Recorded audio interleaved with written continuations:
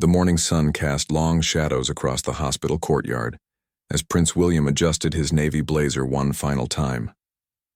Beside him, Kate smoothed down her elegant cream dress, her hands trembling slightly despite her composed exterior. Today was different from their usual royal engagements. Today they were visiting the Children's Cardiac Unit at Great Ormond Street Hospital, and both knew this would test their emotional strength in ways they hadn't anticipated. As their car pulled up to the main entrance, crowds of well-wishers had already gathered behind the metal barriers. Children pressed their faces against the glass windows of the hospital, their excited squeals barely audible through the thick panes.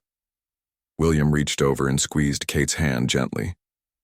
They had been preparing for this visit for weeks, reading briefings about the young patients they would meet, but nothing could truly prepare them for what lay ahead.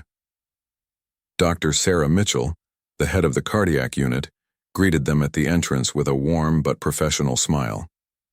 Her scrubs were pristine, but her eyes carried the weight of someone who had seen too many difficult cases.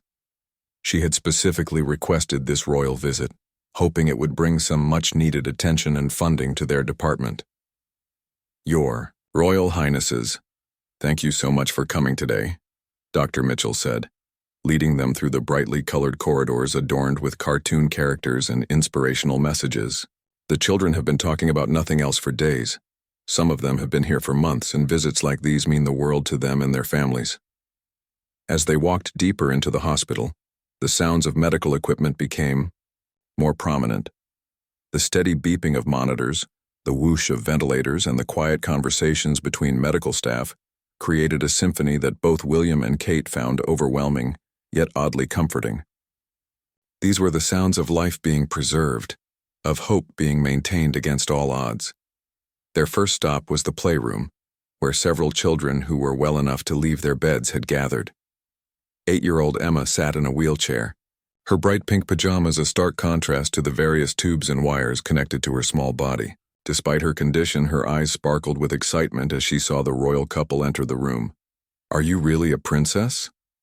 Emma asked Kate directly, her voice carrying the innocent curiosity that only children possess. Kate knelt down to Emma's eye level, her professional royal training taking over even as her heart began to ache at the sight of this brave little girl. "I suppose I am," Kate replied with a gentle smile. "But you know what? I think you're much braver than any princess in any story I've ever heard." Emma giggled, and for a moment the medical equipment and hospital setting seemed to fade away. William, meanwhile, had been drawn to a group of older children who were eagerly showing him their artwork. 12-year-old James had painted a picture of a heart, but not the anatomical kind they all knew too well.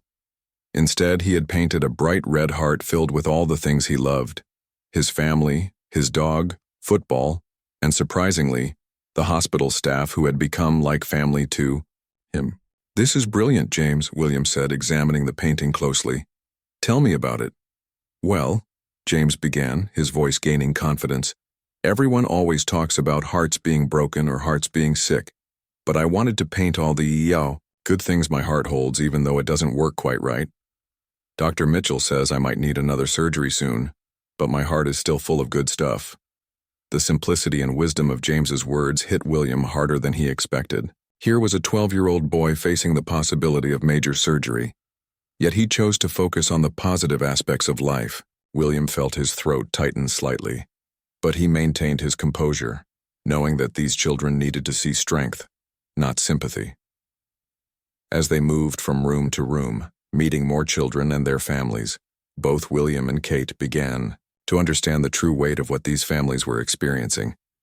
They met parents who had been sleeping in hospital chairs for weeks, siblings who had grown up in hospital corridors, and grandparents who traveled hundreds of miles just to spend a few precious hours with their sick grandchildren. In the intensive care unit, the atmosphere was more subdued. Here the children were too ill for the playroom, too fragile for extended conversations. But even here there were moments of incredible beauty. They met baby Sophie, just 6 months old, who had already undergone 3 heart surgeries. Her parents, Mark and Lisa, had been by her side every single day since her birth. "She's a fighter," Lisa whispered. her hand gently stroking her daughter's tiny fingers. "The doctors say she's stronger than babies twice her age. We just take it one day at a time." Kate watched as the baby's chest rose and fell with the assistance of machines, and she found herself thinking of her own children at home. The guilt of being able to tuck her healthy children into their own beds every night while these parents maintained vigil beside hospital beds was almost overwhelming. Dr. Mitchell explained the various conditions they treated, the successes they celebrated, and the losses they mourned. She spoke of children who had gone on to live completely normal lives after treatment, and others who had touched everyone's hearts during their brief time at the hospital. "Every child here teaches us something," Dr. Mitchell explained as they paused in the corridor. "About resilience, about hope, about what truly matters in life. Some of our patients have been here for so long that they consider this place home. Others come for quick procedures and leave the next day. But they all share one thing, an incredible strength that honestly humbles all of us who work here." The weight of Dr. Mitchell's words settled over William and Kate as they prepared to continue their visit. They had only seen a fraction of what this hospital dealt with daily, yet already they felt fundamentally changed by the experience. The children's courage, the parents' dedication, and the staff's unwavering commitment created an atmosphere of hope that was both inspiring and heartbreaking. As they prepared to move to the next ward, neither William nor Kate could have predicted that they were about to witness something that would stay with them forever. The most challenging part of their visit was still ahead, and it would test every ounce of their emotional strength. The afternoon light filtered through the large windows of the cardiac surgery preparation area as Dr. Mitchell led William and Kate toward what she called the bravest room in the hospital. Here, children and their families spent their final moments together before major heart surgeries, and it was here that they would meet 10-year-old Oliver and his family. Oliver had been born with a complex heart condition that required multiple surgeries throughout his young life. Tomorrow would mark his fourth major operation, and despite the routine nature of it for the medical team, everyone knew that each surgery carried significant risks. His parents, David and Sarah, had requested that Oliver meet the royal visitors, hoping it might provide a positive distraction from the anxiety that had been building for weeks. As they approached Oliver's room, they could hear laughter echoing down the hallway. The sound was so genuine and joyful that it seemed almost impossible that it was coming from a pre-surgery area.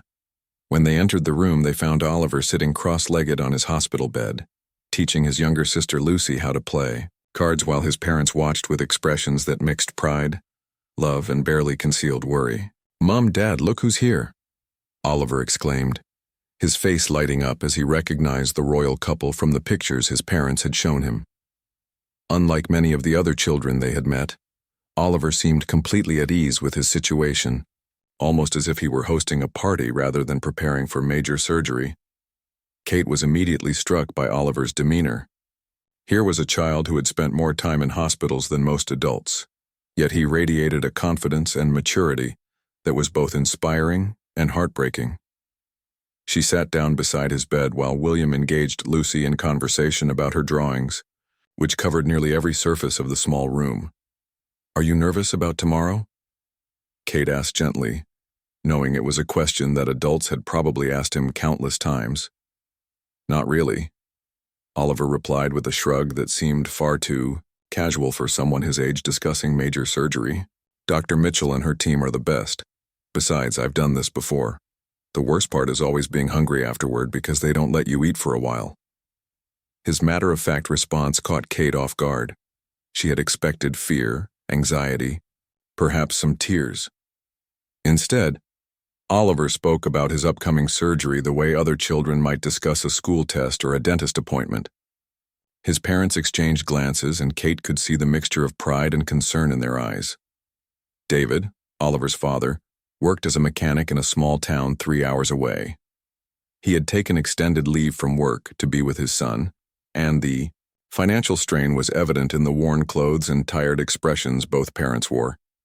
Sarah worked part-time as a teaching assistant, but Oliver's condition had required her to take significant time off as well. "We're so grateful for the care Oliver receives here," Sarah said, her voice carrying the weight of someone who had learned to navigate the complex world of pediatric cardiac care. But it's been challenging. We've been living between home and hospital for so long that sometimes I forget what normal feels like. William listened as David explained how their entire lives had been restructured around Oliver's medical needs. Family vacations were planned around surgery schedules. Career decisions were made based on health insurance coverage. Their marriage had been tested in ways they never anticipated. Yet somehow they had emerged stronger, more united in their determination to give Oliver the best possible life. Lucy, at 7 years old, had grown up understanding that her brother was different. She knew why he couldn't participate in certain activities, why family plans sometimes changed suddenly, and why her parents sometimes cried when they thought she wasn't looking. Despite this, or perhaps because of it, the siblings shared a bond that was remarkable to witness. Oliver taught me how to play cards when he was in the hospital last time, Lucy explained to William, her small hands expertly shuffling a worn deck. He says hospitals are boring, so we have to make our own fun. We also made up stories about all the nurses and doctors. Want to hear one? As Lucy began spinning an elaborate tale about Dr. Mitchell being a secret superhero who fought heart monsters, Oliver joined in, adding details and making his sister giggle.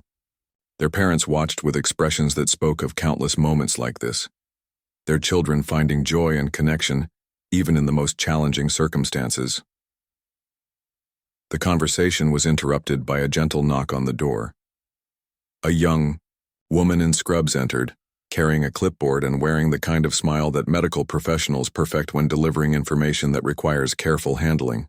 "I'm sorry to interrupt," she said, "but Dr. Mitchell asked me to let you know that we need to move Oliver's surgery up by a few hours.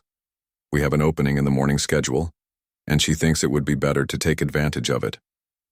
The room fell silent. Even Lucy stopped shuffling her cards. The change meant that instead of having another full day and night together, the family would need to say their goodbyes much sooner than expected. It also meant that Oliver's pre-surgery preparations would need to begin immediately. Kate watched as the family processed this information. She saw David's jaw tighten slightly, Sarah's hand instinctively reach for Oliver's, and Lucy's eyes dart between her parents and brother, trying to understand what this change meant. But it was Oliver's response that affected Kate the most. "That's okay," he said simply. "Better to get it over with, right? More time to recover and go home." His practical acceptance of the situation, his immediate concern for his family's emotions rather than his own, demonstrated a maturity that no 10-year-old should have to possess. Sarah excused herself for a moment, stepping into the hallway. Kate could see through the glass door that she was struggling to maintain her composure. Without hesitation, Kate followed her, leaving William to continue the conversation with Oliver and his father. In the hallway, Sarah leaned against the wall, her hands pressed to her face. When she looked up at Kate, her eyes were filled with tears she had been holding back for hours. "I'm sorry," Sarah whispered. "I try to stay strong for him, but sometimes it just hits me. He's only 10, and he's already been through so much. Tomorrow is the biggest surgery yet, and the doctors have been very honest about the risks. I keep thinking, what if something goes wrong? What if this is our last normal conversation?" Kate felt her own throat tighten as she listened to Sarah's fears. Fears that every parent in this hospital carried but rarely voiced. The weight of loving a child whose life hung in the balance of medical procedures was something Kate could only imagine.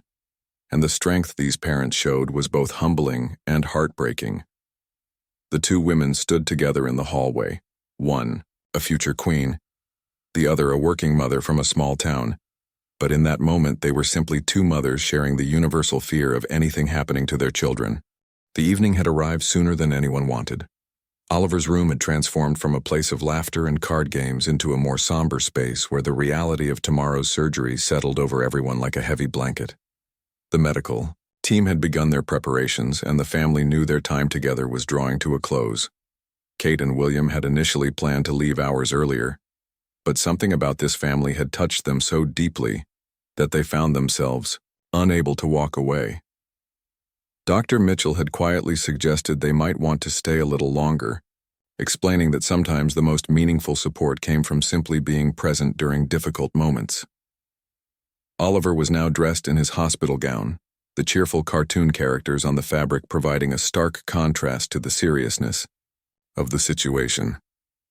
His parents sat on either side of his bed while Lucy had curled up in the large chair nearby, fighting sleep, but determined to stay close to her brother for as long as possible. "You know what I'm most excited about after the surgery?" Oliver asked, breaking the silence that had settled over the room. Everyone looked at him expectantly, grateful for his attempt to lighten the mood. "Getting back to school. I know that. Sounds weird, but I miss normal things like worrying about math tests and playing football at lunch." David smiled despite the tears threatening to spill over. His son's desire for normalcy, something most children took for granted, highlighted just how much Oliver had sacrificed to his condition. School had become a luxury, something he could only attend between surgeries and during periods of good health. "Mr. Thompson said he's saving my spot on the football team," Oliver continued, referring to his physical education teacher who had become one of his biggest supporters. "He knows I can't run as much as the other kids, but he says I'm the best strategist he's ever seen. Maybe after this surgery, I'll be able to run more." Kate listened to Oliver's plans and dreams, each one representing a future that depended on tomorrow's surgery being successful. The weight of that realization settled over her, and she found herself silently praying to whatever forces might be listening that this brave boy would get his chance at the normal childhood he so desperately wanted. William had been unusually quiet, standing by the window looking out at the hospital grounds where other families were going through their own struggles. When he turned back to the room, his eyes met David's, and in that moment two fathers shared an understanding that transcended their vastly different backgrounds. "Oliver," William said, moving closer to the bed, "I want you to know something. I've met a lot of brave people in my life, soldiers, rescue workers, people who risk their lives for others. But I've never met anyone braver than you and the other children in this hospital. What you're doing tomorrow, the courage you're showing, it's extraordinary." Oliver looked thoughtful for a moment, as if processing William's words carefully. "I don't think I'm brave," he said finally. "I'm just doing what I have to do. My heart needs fixing, so I'm getting it fixed. The brave ones are the doctors who know how to do it, and my mom and dad who have to sit in the waiting room and worry." His response demonstrated a wisdom and selflessness that left both William and Kate speechless. Here was a child about to undergo major surgery, yet his primary concern was for the people who loved him. The reversal of roles, the child comforting the adults, was both beautiful and heartbreaking. Sarah reached over and gently brushed Oliver's hair back from his forehead, a gesture she had probably made thousands of times throughout his life, but which now carried extra significance. "We love you so much," she whispered. "More than all the stars in the sky and all the fish in the sea." "I know, Mum," Oliver replied, taking her hand. "And I love you too. All of you. Even when I'm sleeping during the surgery, I'll still love you." Lucy finally succumbed to exhaustion, falling asleep in her chair, clutching a small teddy bear that Oliver had given her during his last hospital stay. The sight of the sleeping child added another layer of poignancy to the scene, reminding everyone that this situation affected not just Oliver, but his entire family. Dr. Mitchell appeared in the doorway, her presence a gentle signal that it was time for the final preparations. She moved with the practiced efficiency of someone who had guided countless families through this same difficult transition, yet her eyes showed that she never became immune to the emotional weight of these moments. "We need to start getting Oliver ready now," she said softly. "The surgical team wants to begin the preparation process. You'll have a few more minutes together, but then we'll need to take him to the pre-surgical area."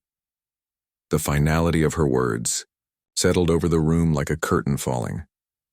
This was the moment every parent of a seriously ill child dreaded, the moment when they had to let go and trust others with their most precious treasure. Oliver sat up straighter in his bed, seeming to understand that his role now was to be strong for his family. "It's okay," he said, looking at each person in the room.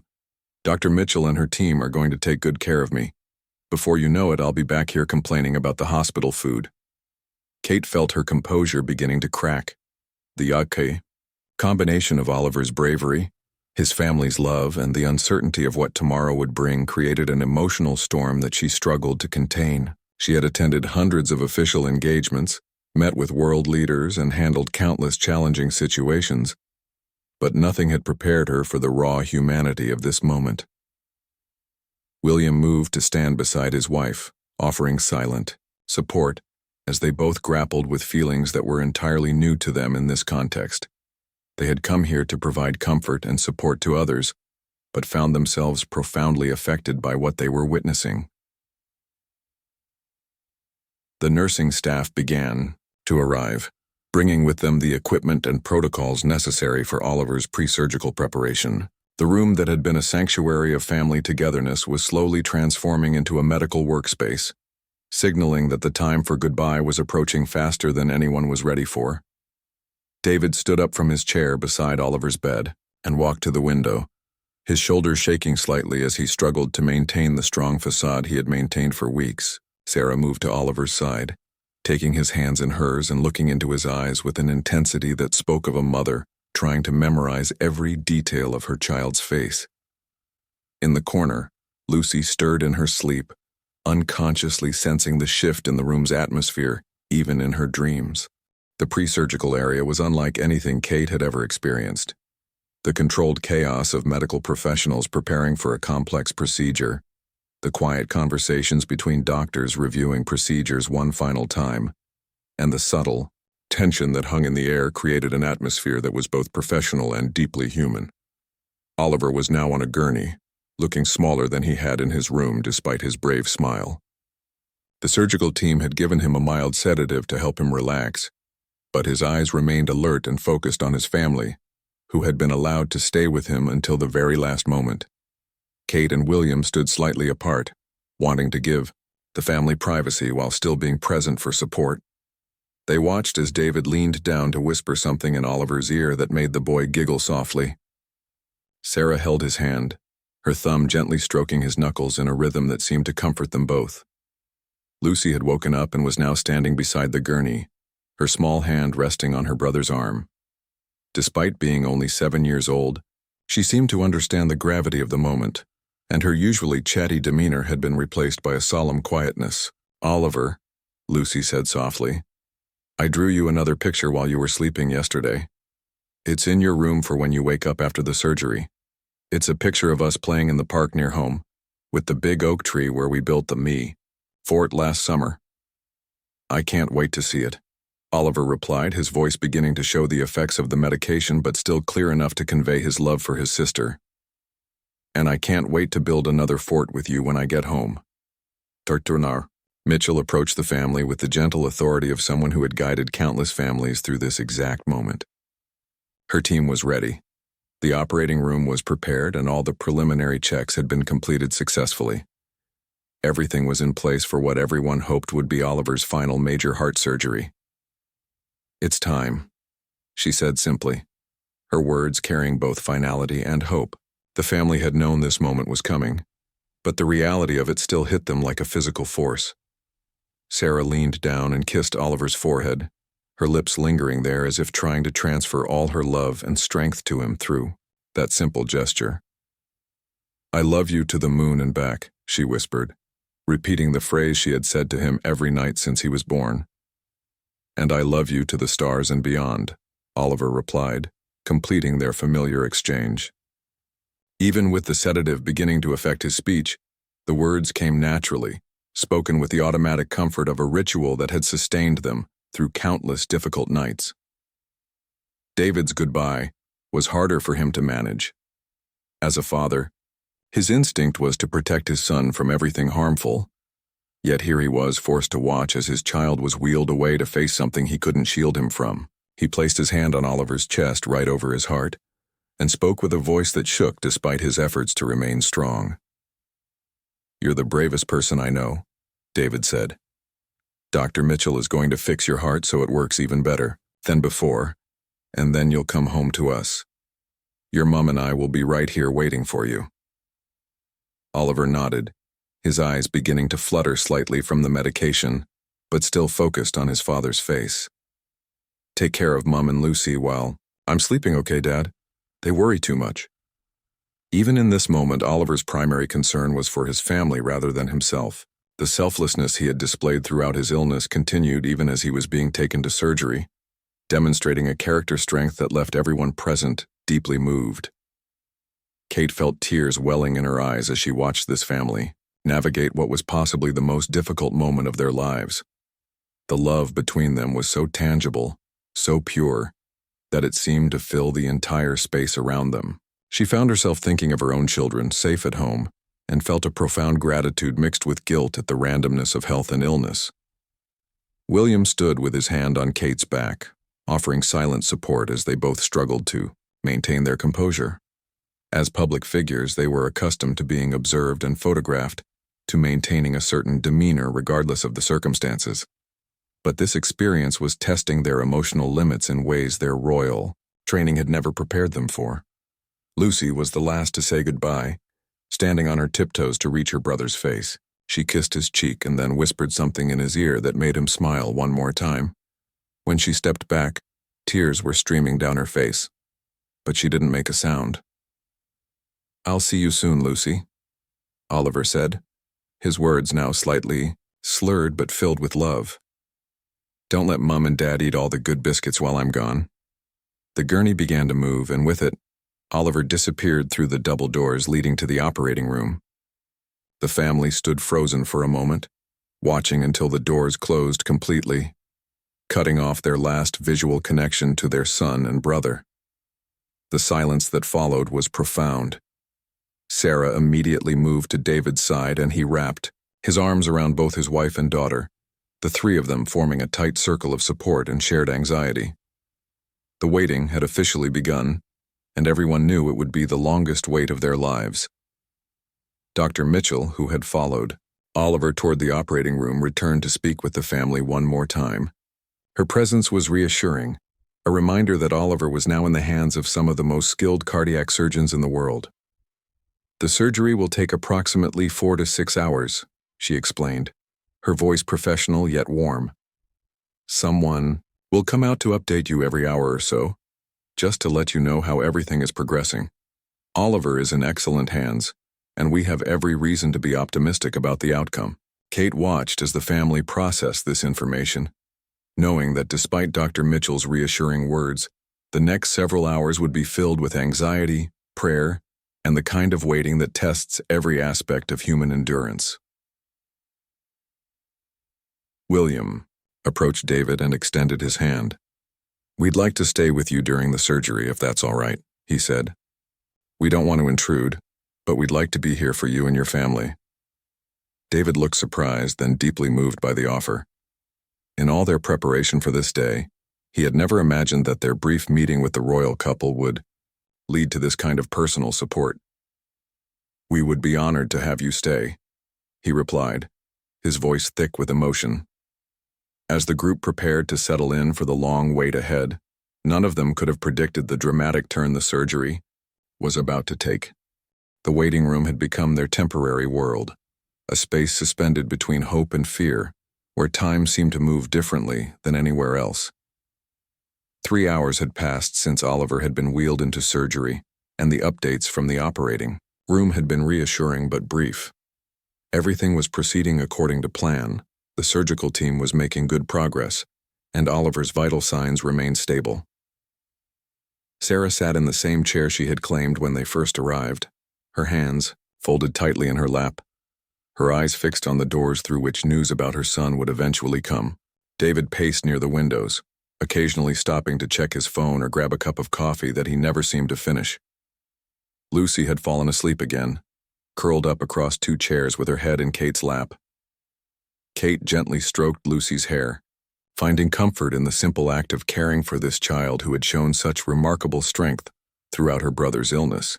The little girl had barely spoken since Oliver had been taken to surgery, as if using all her energy to send positive thoughts toward the operating room. William had spent much of the time talking quietly with other families in the waiting area, learning their stories and offering what comfort he could. Each family had their own variation of the same theme: a child facing serious medical challenges, parents grappling with fear and hope in equal measure, siblings trying to understand why their family was different from others. The atmosphere in the waiting room was unique, a mixture of shared understanding and private worry that created bonds between strangers who might never meet under different circumstances. Everyone understood the other's anxiety without needing explanations, and small gestures of support happened naturally throughout the space. At the 4-hour mark, Dr. Mitchell appeared through the operating room doors, her surgical scrubs and cap indicating she had come directly from Oliver's procedure. Her expression was serious but not alarming, the professional demeanor of someone delivering an important update rather than devastating news. "How is he?"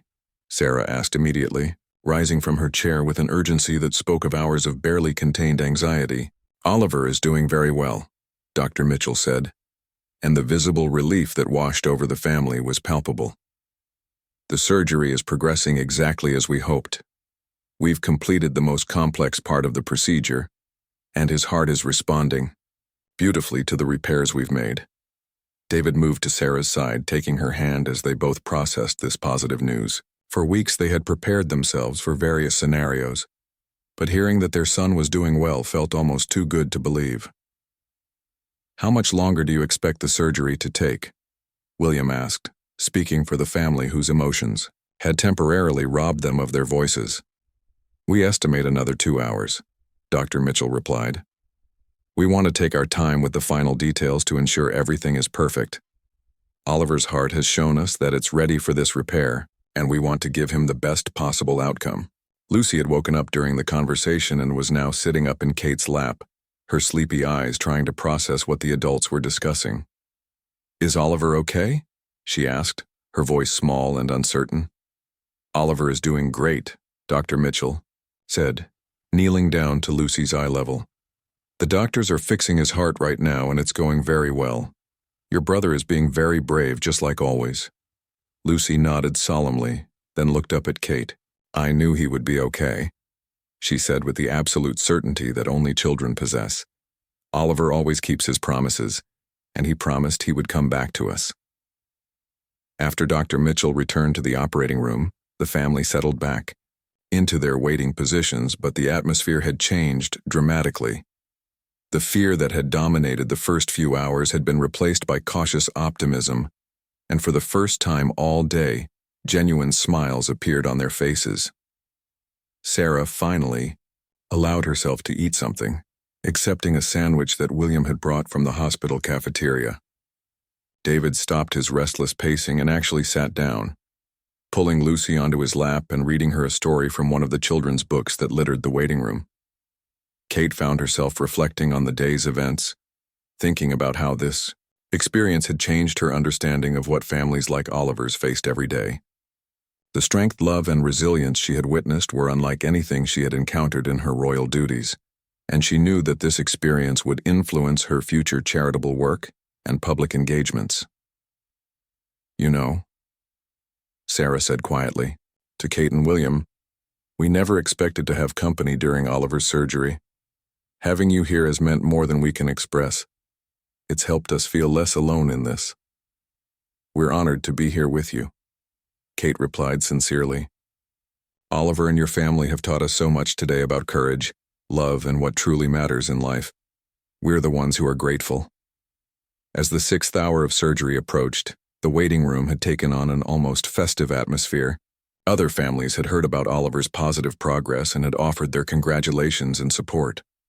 The shared joy of good news in a place where positive outcomes were never guaranteed created a sense of community that transcended individual circumstances.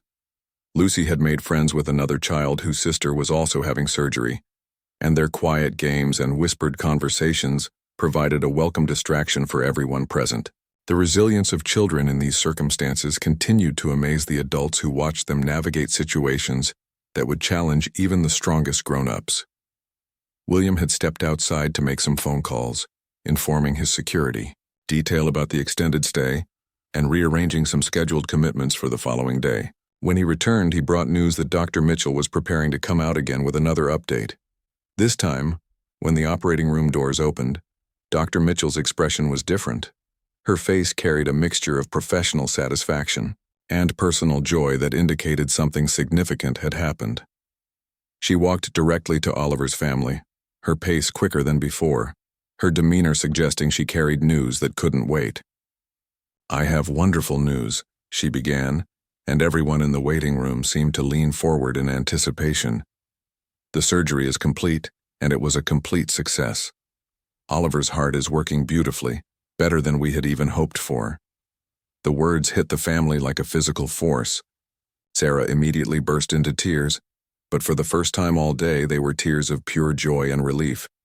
David wrapped his arms around his wife and daughter, and for a moment, the three of them simply held each other, absorbing the reality that their ordeal was over and their son was going to be okay. But Dr. Mitchell wasn't finished. "There's something else," she continued, her voice carrying a note of excitement that seemed unusual for her typically measured delivery.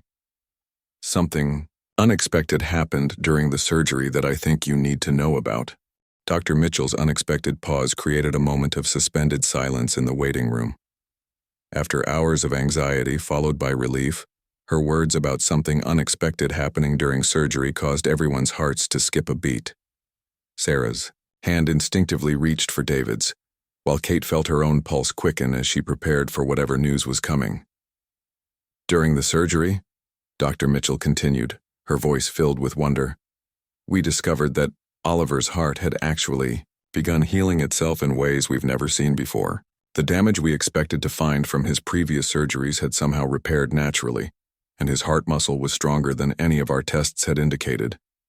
The family stared at her in confusion, trying to process what this meant.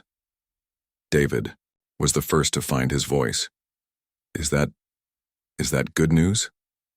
"It's extraordinary news," Dr. Mitchell replied, her professional composure giving way to genuine excitement. "In 30 years of cardiac surgery, I've never seen anything like it. Oliver's heart isn't just fixed, it's actually functioning better than a normal heart should. The repairs we made today, combined with his body's natural healing, mean that he shouldn't need any more surgeries. Ever." The words hung in the air like a miracle none of them had dared to hope for. Sarah collapsed back into her chair, overwhelmed by the magnitude of what she was hearing. No more surgeries meant no more hospital stays, no more anxiety-filled waiting rooms, no more watching her son prepare for procedures that carried life-threatening risks. "But how is that possible?" Kate asked, speaking the question everyone was thinking. "Honestly, we don't fully understand it," Dr. Mitchell admitted. "Sometimes the human body surprises us in the most wonderful ways. Children especially have remarkable healing capabilities that we're still learning about. Oliver's determination, his positive attitude, the love and support of his family, all of these factors may have contributed to his extraordinary recovery." Lucy, who had been listening intently despite being only 7 years old, looked up at the adults with a matter-of-fact expression. "Oliver always said his heart was full of good things," she said simply. "Maybe that's what made it get better." Her innocent observation struck everyone as profoundly wise. Throughout his illness, Oliver had focused on the positive aspects of his life, rather than dwelling on his limitations. His heart, metaphorically full of love, hope, and joy, had somehow found a way to heal itself physically as well. William felt tears threatening for the first time that day. As someone who had dedicated much of his life to public service and supporting others, he had seen many inspiring examples of human resilience. But Oliver's story transcended even those experiences, representing something that seemed almost beyond the realm of medical possibility. "When can we see him?" Sarah asked, her voice trembling with the need to hold her son and confirm that this miraculous news was real. "He's being moved to recovery now," Dr. Mitchell replied. "He should be awake within the hour, and you can see him then. I should warn you that he'll be groggy from the anesthesia, and he'll have some discomfort from the surgery, but his vital signs are absolutely perfect."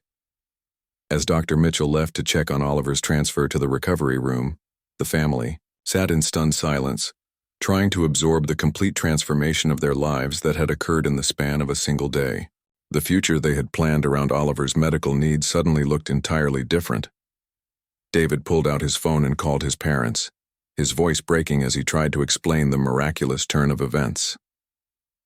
Sarah called her sister, who had been watching their house and caring for their dog during the surgery. Each conversation was filled with tears, disbelief, and overwhelming gratitude.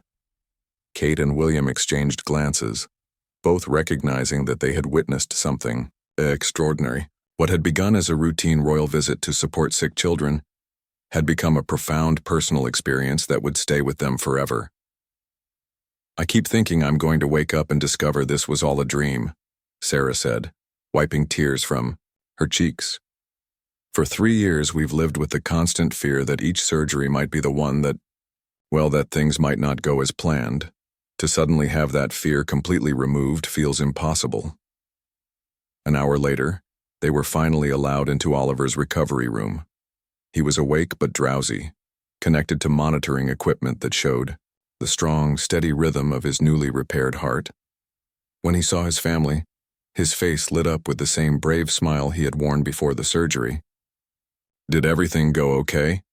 he asked, his voice hoarse from the breathing tube but alert and curious. "Everything went perfectly," Sarah said, leaning down to kiss his forehead.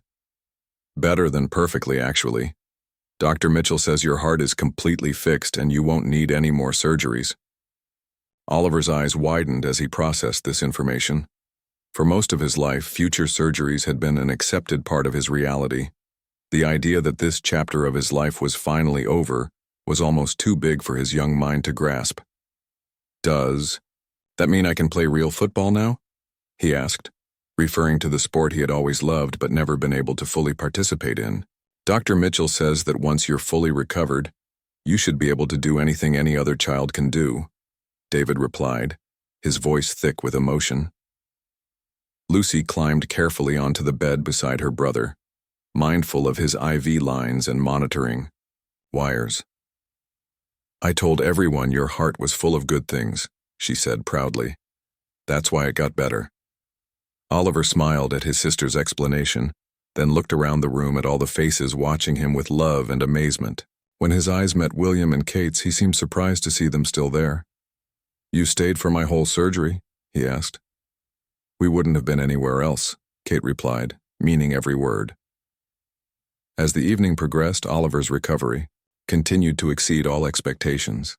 His pain was minimal, his vital signs remained perfect, and his energy level was remarkably high for someone who had undergone major surgery just hours earlier. The nursing staff, accustomed to post-surgical patients who required extensive monitoring and support, were amazed by Oliver's rapid recovery.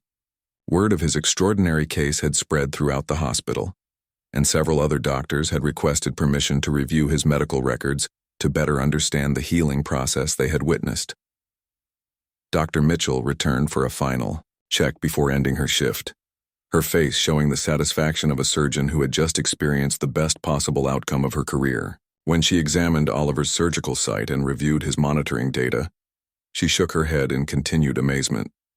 "In all my years of medicine, I've never seen anything quite like this," she told the assembled group. "Oliver's recovery is proceeding at a rate that defies our normal expectations.